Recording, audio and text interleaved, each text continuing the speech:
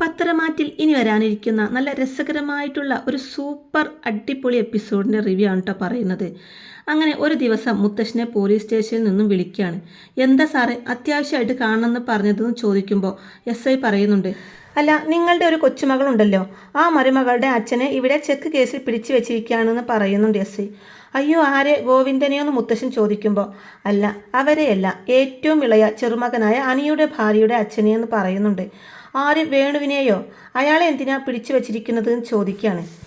എന്തോ ചെക്ക് കേസുമായിട്ട് പ്രശ്നമായതാണ്, അങ്ങനെ അവർ കൊണ്ടുവന്ന കേസാണ്, അറസ്റ്റ് ചെയ്യാതിരിക്കാൻ നിവൃത്തിയില്ലല്ലോ, അതുകൊണ്ട് അറസ്റ്റ് ചെയ്തു. സാറിൻ്റെ ബന്ധുവായതുകൊണ്ട് വിളിച്ചറിയിക്കേണ്ട കടമ എനിക്കുള്ളതല്ലേ എന്ന് ചോദിക്കുകയാണ്. ശരി ഞാൻ എന്തായാലും ഒന്ന് ആലോചിക്കട്ടെ എന്ന് പറയുന്നുണ്ട് മുത്തശ്ശൻ. അങ്ങനെ ആദർശിനെയും ജയനെയും എല്ലാവരെയും വിളിക്കുന്നുണ്ട് കേട്ടോ മുത്തശ്ശൻ.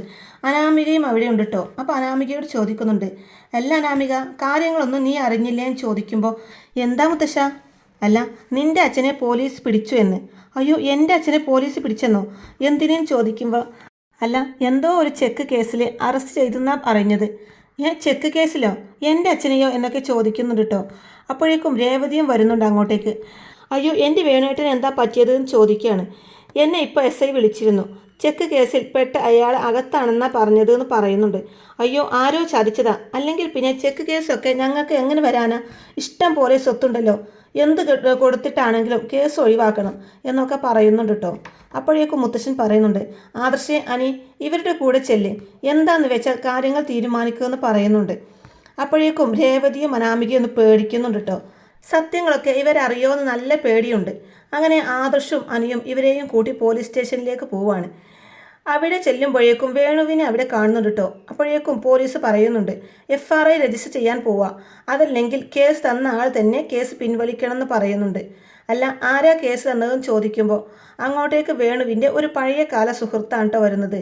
അയാൾ വന്നിട്ട് പറയുന്നുണ്ട്, ഞങ്ങൾ തമ്മിൽ പണ്ട് സുഹൃത്തുക്കളൊക്കെ ആയിരുന്നു, കുറേ ബിസിനസ്സൊക്കെ ഒരുമിച്ച് ചെയ്തതാ, പക്ഷേങ്കിൽ പല തവണയായിട്ട് ഇയാളെന്നെ പറ്റിച്ചു. അങ്ങനെ കുറേ ക്യാഷും കൊണ്ടാണ് ഇയാൾ പോയത്. അതിനുശേഷം കുറേ കാലം കഴിഞ്ഞ് ഞാൻ കണ്ടപ്പോൾ, ഞാൻ ക്യാഷ് ചോദിച്ച് വഴക്കുണ്ടാക്കിയപ്പോൾ ഇയാൾ എനിക്കൊരു ചെക്ക് തന്നു, പക്ഷേ അതും കള്ളത്തരം തന്നെയായിരുന്നു. ഇപ്പോൾ ഞാനത് സബ്മിറ്റ് ചെയ്തപ്പോഴാണ് അറിഞ്ഞത് അതും കള്ളത്തരമാണെന്ന്. അതുകൊണ്ടാണ് ഞാൻ കേസ് കൊടുത്തത്, പക്ക ഫ്രോഡാണ് ഇവനെന്നൊക്കെ പറയുന്നുണ്ട് കേട്ടോ. അപ്പോൾ അത് കേട്ട് രേവതി പറയുന്നുണ്ട്, നിങ്ങൾ എന്തൊക്കെയാണ് ഈ പറയുന്നത്? ഞങ്ങളുടെ കയ്യിൽ ഇഷ്ടം പോലെ പണമുണ്ട്, കോടിക്കണക്കിന് സ്വത്തുക്കൾ, പിന്നെ നിങ്ങൾക്ക് തരാതിരിക്കേണ്ട കാര്യം എന്താണെന്നൊക്കെ പറയുന്നുണ്ട് കേട്ടോ രേവതി.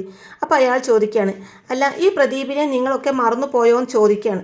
അപ്പോഴേക്കും അനാമികയും രേവതിയും ഒന്നും മിണ്ടാതെ നിൽക്കുകയാണ് കേട്ടോ. തുടർന്ന് പ്രദീപ് വീണ്ടും പറയുന്നുണ്ട്, നിങ്ങളുടെ ഭർത്താവിൻ്റെ ഒരു സുഹൃത്തായിരുന്നു ഞാൻ, തമ്മിലല്ലായിരുന്നോ പണ്ട് ബിസിനസ്സൊക്കെ ചെയ്തു കൊണ്ടിരുന്നത്? ഇവൻ്റെ കള്ളത്തരം കാരണം, നിങ്ങളുടെ ആഡംബരം കാരണമല്ലേ എല്ലാം പൊട്ടിപ്പൊളിഞ്ഞത്? എന്നിട്ട് നക്കാപ്പിച്ചയായിട്ട് എല്ലാവരുടെ അടുത്തും തെണ്ടി നടന്ന കാര്യങ്ങളൊക്കെ എനിക്കറിയാം. നിങ്ങൾ ആ ഉപേന്ദ്രൻ്റെ കയ്യിൽ നിന്നും പല തവണ പലരുടെയും കയ്യിൽ നിന്നും ക്യാഷ് കടം വാങ്ങിച്ച് മുങ്ങി നടക്കുകയാണെന്നും അങ്ങനെ പല സ്ഥലത്തു നിന്നും മുങ്ങിയിട്ടാണ് നിങ്ങൾ ഇവിടെ വന്ന് പൊങ്ങിയത് എന്നൊക്കെ എനിക്കറിയാമെന്ന് പറയുന്നുണ്ട്. ഒരുപാട് തപ്പിയിട്ട ഇവരെ എൻ്റെ കയ്യിൽ കിട്ടിയത്, അപ്പോൾ എന്നെ കള്ളച്ചെക്ക് തന്ന് പറ്റിച്ചിരിക്കുന്നു എന്ന് പറയുന്നുണ്ട്. അപ്പോൾ ഇതെല്ലാം കേട്ട് നിൽക്കുന്ന ആദർശ രേവതിയോട് ചോദിക്കുകയാണ്, എന്തൊക്കെയാണ് ഈ കേൾക്കുന്നത്? നിങ്ങൾ തന്നെയല്ലേ പറഞ്ഞത് ഇഷ്ടം പോലെ സ്വത്ത് മുതലൊക്കെ ഉണ്ടെന്ന്? ഇതിനിടയിൽ നിങ്ങൾ എന്തുമാത്രം രൂപയാണ് പൊടിച്ചു കളഞ്ഞത്?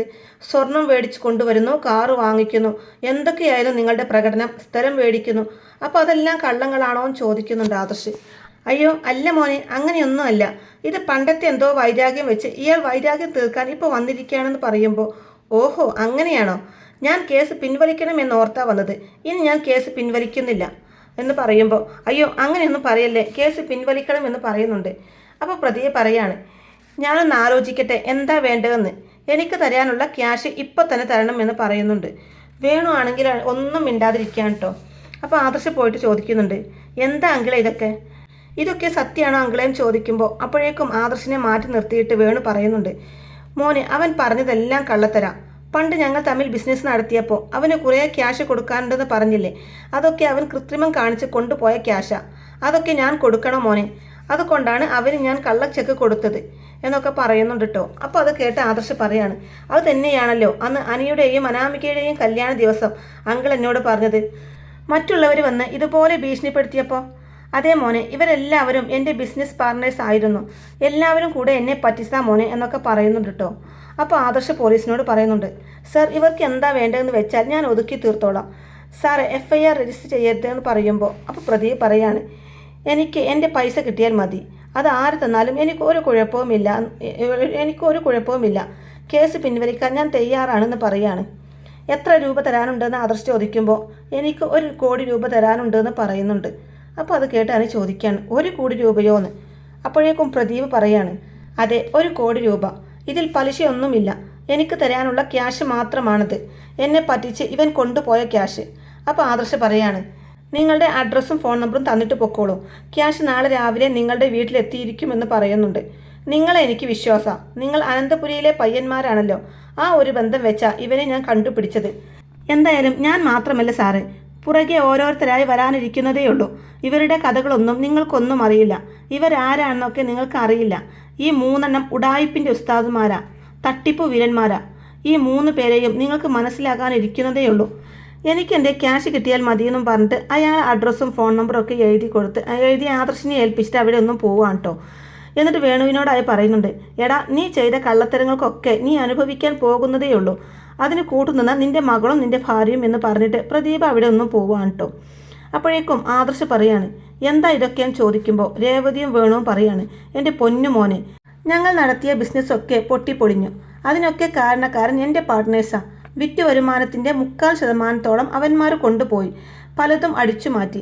അങ്ങനെ എന്നെ അവന്മാർ തെരുവിലേക്ക് ഇറക്കി വിട്ടതാ. പിന്നെ വീണ്ടും ബിസിനസ്സൊക്കെ ചെയ്താൽ ഞാൻ ഇവിടം വരെ എത്തിയത്. അവൻ പറഞ്ഞത് എല്ലാം കള്ളത്തരാ. ഞാൻ ആർക്കും ക്യാഷ് ഒന്നും കൊടുക്കാനില്ല. ആ ചെക്ക് നിലവിലില്ലാത്തത് കൊണ്ടാണ് അവന്മാരിപ്പോൾ എന്നെ പിടിച്ചകത്തിട്ടത് എന്നൊക്കെ പറയുന്നുണ്ട് കേട്ടോ. അപ്പോൾ ആദർശ് പറയാണ്, ശരി, എന്തായാലും നിങ്ങൾ വീട്ടിലോട്ട് വാ എന്ന് പറയുന്നുണ്ട്. അല്ല മോനെ, വീട്ടിൽ പോയിട്ട് മുത്തശ്ശനോടൊന്നും ഈ കാര്യങ്ങളൊന്നും പറയണ്ട. ഏതായാലും അവരെന്നെ പറ്റിച്ചതല്ലേ, ആ കാര്യം മാത്രം പറഞ്ഞാൽ മതി. അവൻ പറഞ്ഞതൊന്നും പറയല്ലേ എന്ന് പറയുന്നുണ്ട്. ശരിയെന്ന് പറയാൻട്ട് ആദർശ്. അനാമിക പറയുന്നുണ്ട്, അനി ഞാൻ അച്ഛൻ്റെ കൂടെ വീട്ടിലോട്ട് പോവാം, ഞാൻ നാളെ അങ്ങോട്ട് വന്നേക്കാന്ന് പറയുമ്പോൾ ശരി എന്നും പറഞ്ഞിട്ട് അനി അവിടെ ഒന്നും പോവാണ് കേട്ടോ. അങ്ങനെ അനാമികയും അച്ഛനും അമ്മയും കൂടി അവരുടെ വീട്ടിലേക്ക് പോവാണ് കേട്ടോ. ആദർശും അനിയും അവരുടെ വീട്ടിലോട്ടും പോകുന്നുണ്ട്. ആദർശും അനിയും വീട്ടിലോട്ട് വന്ന പാടെ തന്നെ, അല്ല മോളെവിടെയെന്ന് ജാനകി ചോദിക്കുമ്പോൾ മോളും അവളുടെ തന്തയും തള്ളയും കൂടി അവളുടെ വീട്ടിലേക്ക് പോയി എന്ന് അനി പറയുമ്പോൾ, എന്താടാ നീ ഇങ്ങനെയൊക്കെ പറയുന്നത്? അപ്പം മുത്തശ്ശൻ ചോദിക്കുകയാണ്, എന്താ മോനെ, എന്താ പ്രശ്നം? മുത്തശ്ശ, ഒരു വണ്ടി ചെക്കിൻ്റെ കേസാ. എന്താ പ്രശ്നം എന്ന് ചോദിക്കുമ്പോൾ, അത് പ്രദീപ് എന്ന ഒരാൾ അവിടെ വന്നിരുന്നു. അയാൾ പറയുന്നത് ഈ അനാമികയുടെ അച്ഛൻ 1 കോടി രൂപ കൊടുക്കാനുണ്ടെന്നാ. അപ്പോൾ 1 കോടി രൂപയോ എന്ന് ചോദിക്കുമ്പോൾ, അതെ, എന്തോ ഒരു ബിസിനസ്സിൻ്റെ പ്രശ്നം എന്നാണ് പറയുന്നത്. അതിനുശേഷം ഇയാൾ മുങ്ങി നടക്കായിരുന്നത്രേ ഈ അനാമികയുടെ അച്ഛൻ. ഇപ്പോഴാണ് അവരെ കണ്ടു കിട്ടിയതെന്ന്. അപ്പോൾ തന്നെ ക്യാഷ് ചോദിച്ചപ്പോൾ ഈ ചെക്ക് എടുത്തു കൊടുത്തു. പക്ഷേ അതൊക്കെ ഒരു കള്ളച്ചെക്കായിരുന്നു. അങ്ങനെയാ പോലീസ് പിടിച്ചത്. എന്തായാലും ആ 1 കോടി രൂപ നാളെ രാവിലെ ഞാൻ കൊടുക്കാമെന്ന് പറഞ്ഞ് കേസ് ഒതുക്കി തീർത്തിട്ടുണ്ട്. അപ്പോൾ മുത്തശ്ശി പറയാണ്, മോൻ എന്തിനാ ആ ക്യാഷ് കൊടുക്കാമെന്ന് ഏറ്റത്? അപ്പോഴേക്കും ജാനകി പറയാണ്, അതെന്താ അമ്മേ അങ്ങനെ പറഞ്ഞത്? അവർക്ക് ഇങ്ങനെ ഒരു അവസ്ഥ വരുമ്പോൾ നമ്മളല്ലേ അവരെ സഹായിക്കേണ്ടതെന്ന് ചോദിക്കുമ്പോൾ, അത് പിന്നെ ചെറിയമ്മേ, ഇതൊരു അവസ്ഥയാണെന്ന് കരുതണ്ട, ശരിക്കും നമ്മൾ കബളിക്കപ്പെട്ടു എന്ന് വേണം കരുതാൻ. എൻ്റെ ഭാര്യയും അവളുടെ ചേച്ചിയും കൂടി കള്ളത്തരം കാണിച്ചു കൊണ്ടാ കയറി വന്നതെന്ന് എല്ലാവരും പറഞ്ഞല്ലോ. പക്ഷേ അതിൻ്റെ 100 ഇരട്ടി കള്ളത്തരങ്ങൾ കൊണ്ടാണ് ചെറിയമ്മയുടെ മരുമകൾ വന്നിരിക്കുന്നത്. എന്താടാ നീ പറഞ്ഞതെന്ന് ചോദിക്കുമ്പോൾ, അതെ, ഞാൻ പറഞ്ഞത് സത്യം തന്നെയാ. അല്ലെങ്കിൽ നിങ്ങളൊന്ന് ചോദിച്ചു നോക്ക്, ആ പ്രദീപ് എന്താ പറഞ്ഞിട്ട് പോയതെന്ന് അറിയാമോ? ഇവർ കള്ളക്കൂട്ടങ്ങളാ, ഇവരെ വിശ്വസിക്കരുതെന്ന്. പല സ്ഥലങ്ങളിൽ നിന്നും ഇതുപോലെ പൈസയും മേടിച്ച് മുങ്ങി നടക്കുക ഇവർ. ഇവിടെയാണ് പൊങ്ങിയതെന്ന്, തട്ടിപ്പ് വീരന്മാരാണെന്നൊക്കെയാണ് ഇവരെക്കുറിച്ച് അവരൊക്കെ പറഞ്ഞതെന്ന് പറയുന്നുണ്ട്. അപ്പോൾ അത് കേട്ട് ജാനകി പറയാണ്, പച്ചക്കള്ളമായിരിക്കും ഈ പറയുന്നതൊക്കെ. എൻ്റെ മരുമകളെയും അവളുടെ വീട്ടുകാരെയും മോശക്കാരാക്കാൻ വേണ്ടി പറയുന്നതാ ഇവൻ. അപ്പോൾ അത് കേട്ട് അനി പറയാണ്, അല്ല സത്യം തന്നെയാ. അല്ലെങ്കിൽ നാളെ ഞങ്ങൾ ആ പ്രദീപിൻ്റെ വീട്ടിലോട്ട് പോകുന്നുണ്ട് ആ ക്യാഷ് കൊടുക്കാനായിട്ട്. സംശയമുള്ളവരൊക്കെ ഞങ്ങളുടെ കൂടെ വന്നോ? അപ്പോൾ അവരുടെ ഹിസ്റ്ററി ഒക്കെ അറിയാമെന്ന് പറയാൻ കേട്ടോ. അപ്പോൾ ദേവയാനി ചോദിക്കുകയാണ്, സത്യമാണോ മോനെ ഈ പറയുന്നതൊക്കെ? അതെ അമ്മേ, ഞാൻ പറഞ്ഞതൊക്കെ സത്യമാണ്. അന്ന് ഞാൻ പറഞ്ഞില്ലേ, അനിയുടെയും അനാമികയുടെയും വിവാഹ ദിവസം അവിടെ വന്നിട്ട് ഒരാൾ വന്ന് ഭയങ്കരമായിട്ട് അലമ്പുണ്ടാക്കിയത് കണ്ടുവെന്ന്.